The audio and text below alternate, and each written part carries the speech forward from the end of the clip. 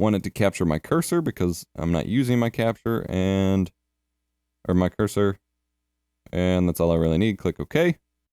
And it does not appear to want to work in game capture, which may be something that you experience. So depending on your game, so I'm going to get rid of that. I'm going to add new window capture, call it VBA.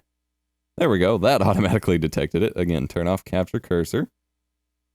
Now, something some of you may want to note if you're using a laptop or something with multiple graphics cards and like an integrated graphics is if you get a black screen, try out that multi-adapter compatibility checkbox. That may solve some of your black screen issues.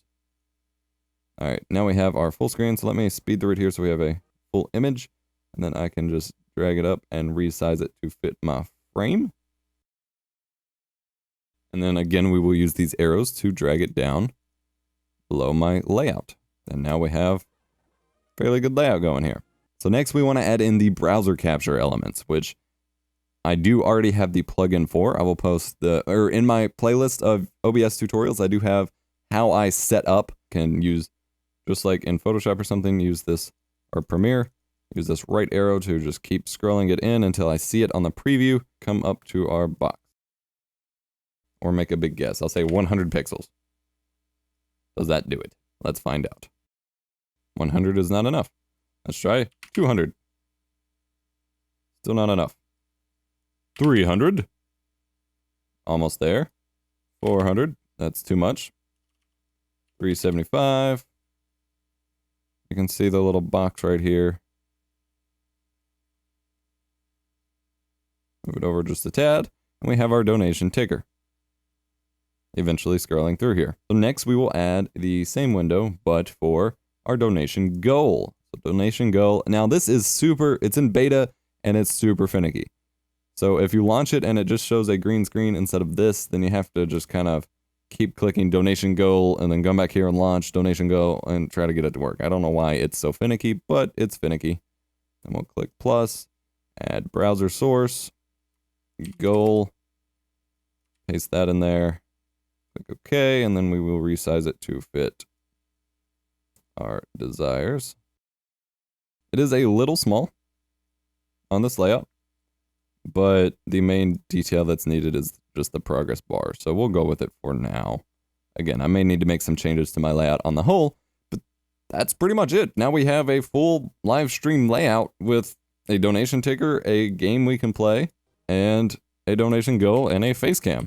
And that's it. Now you can start recording or streaming. So I hope this tutorial was helpful for you. It was more of a walkthrough as I did something than a formal tutorial, but I've found that is best for me to fully explain things for those who actually want to sit through it. So if you enjoyed it, be sure to smash the like button, subscribe for more tech videos, leave me tutorial ideas in the comment section, as that is going to show up in what we're doing. But I'm actually going to move this. You can see I'm on a Skype call with myself. You can see me up there in the corner. This is my other computer, or this is my transcoding server's desktop view.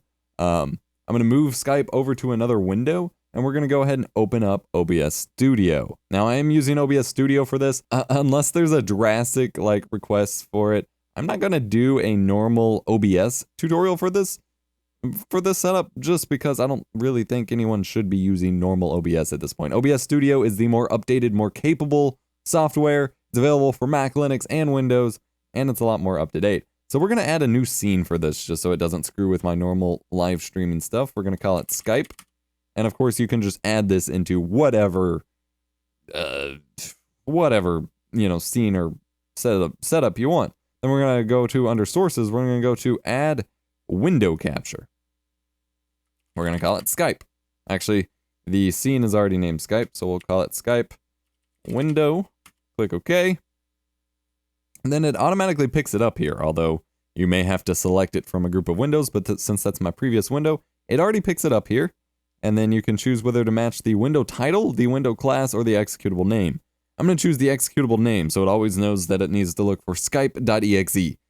I've had the best luck with that specifically just because window class often detects other windows that aren't actually what I'm looking for. And then turn off capture cursor here.